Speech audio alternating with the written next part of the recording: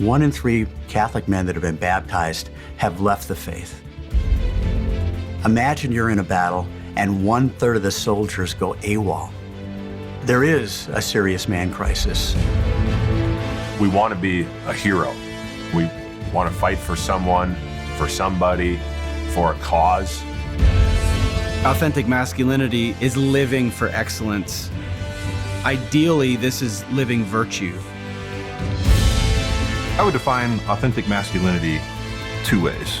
One is in the image of Christ crucified. That is masculinity. Second is the embracing of responsibility and not running from it. That is what it means to be masculine, is to embrace it and do your absolute best to live it to its highest purpose. To meet the needs of others oftentimes means saying no to self. And that's what separates the men from the boys.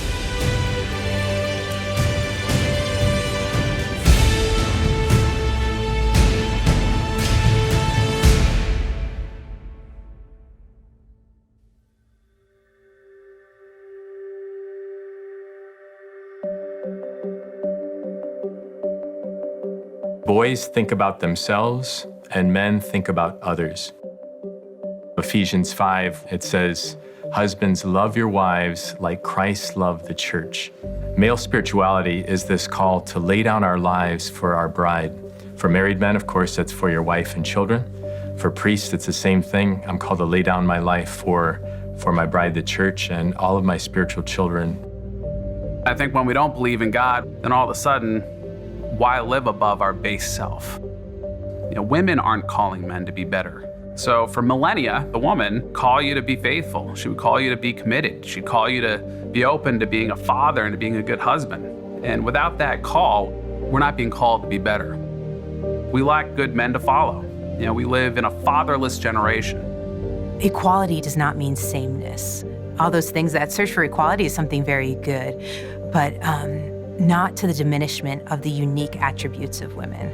And so women have these incredible gifts, and when they're nourished, they can flourish.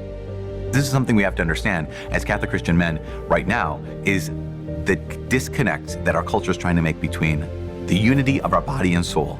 God himself took on a body and joined himself fully to our human nature in a human body. So the first thing we have to do is reclaim that reality and say, no, the body and it alone makes visible what is invisible. The body reveals the person. We have images of the strong man from antiquity conquering other peoples. Contrast that with the Christian tradition, where God becomes a baby, a helpless child. He is protected, guided, fostered by Saint Joseph.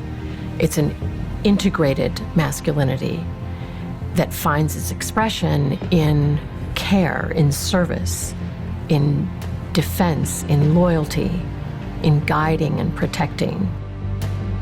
I love Saint Joseph. His model speaks volumes because he doesn't say anything. I would much rather watch a man and see his actions, because that's going to tell me who he is. And he was the one who trained the Savior in living, in being a man.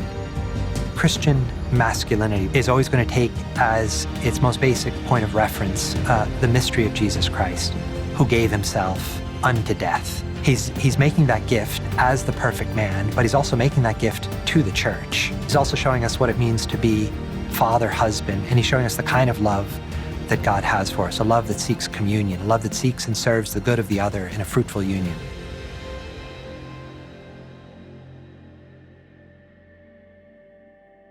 Grew up in a very strong Catholic family. My father was a deacon since I was age 6. My father was a wonderful man, tremendously busy. There was a lack of direct fatherhood during that time. There's a lot of peer-on-peer education. And for me, I was too easily influenced by it. I did have the question, what does it mean to be a man? And I tried several experiments as a college athlete, trying to live male-female relationships in a typical knucklehead college athlete way. And the question, what does it mean to be a man, did not have a super clear answer. And then I met my wife at the Newman Center at ASU. I saw her across the chapel, and she was an extraordinary minister of the Eucharist. Just looking at her smile, I felt the pure love of God. Meeting her focused my life on becoming the kind of man that was worthy of building a life with her. All of a sudden, I was encountering better friends. All of a sudden, a priest came into my life who got a group of us together as men and started teaching us how to pray. Those experiences came together to move me and to make me open to the instruction on what it means to be a man. Authentic masculinity would be a man integrating all of his God-given powers to become someone who brings life, someone that lays down his life for others, someone that becomes a provider for others, and someone that is, in the spiritual realm, an important leader. One of the prayers I pray is I drive up into the parking lot. I just say, self-empty, Lord, help me to be empty of what I'm carrying right now so that I have room for my family. I think you see it every day, kind of in the culture, trying to make us the same. And yes, equal in dignity, of course we are, but different. God made us male and female, and that we are a complement to each other. And when you bring those two forces together, then there's no stopping us. But we have different strengths, we have different gifts, and we are called to use them in different ways in our family. And when my husband is leading in that place where their souls can really develop, then there's just this beauty in the family. And that's when he's most himself and most manly. In a dance between two really talented dance partners, it's not super apparent who's leading. Right. But if the man doesn't lead, there's no dance. Right? And that's kind of where society is. There's no dance. We want this question answered in our lives. What does it mean to be a man? And real relationships will lead us to the answer to that question. And that means you got to put your phones away. That means you got to put the screens away. God will put all the people in your life that you need. Seek the question to be answered and become a man.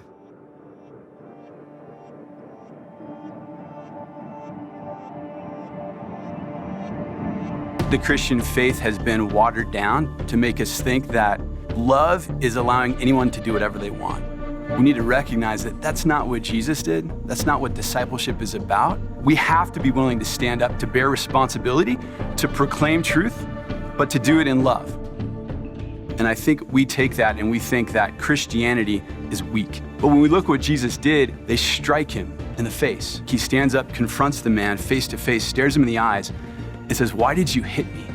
A man is defined by the ability to act. The opposite of manhood in the Catholic tradition is effeminacy. And what is effeminacy? It doesn't mean to act like a woman. It has nothing to do with being feminine. There's a genuine virtue to femininity. And effeminacy is not being feminine. It's a softness of the will where I become habituated to wanting to be entertained and to be basically more and more passive. We've taken the masculine, fatherly, paternal images of love out of the equation, and we have only half the vision of what authentic love is. And we end up with a soft Christianity. Our masculine nature means something because it's for something. And the fact is that God wanted that reality to be so obvious that he stamped it into our bodies. You see that God wrote into our physiology that calling, that end, that purpose. And then we ask ourselves, well, then what's the fullest and most integrated expression of that reality? Authentic masculinity is found in fatherhood, right? Like fatherhood is the end of masculinity. And so within that context, then masculine love takes the form of being a protector, being a provider. We still need to be providers and protectors of our families because it might not be a physical enemy. It might not be a soldier or a burglar who's trying to break into our homes, but it might be the internet. We are called as men to protect our family. We have to attack Satan. We don't sit back and just try to ward him off, but we go forward with our faith, We put on the armor of God and every single day try to slay that dragon. You hear terms like domestic church or to be provider, protector, spiritual leader. It can be a little intimidating. The temptation can happen and can come which says, I'm not like qualified. I'm not one of those super Catholic guys or one of those strongly spiritual men. And that's definitely not of the Lord.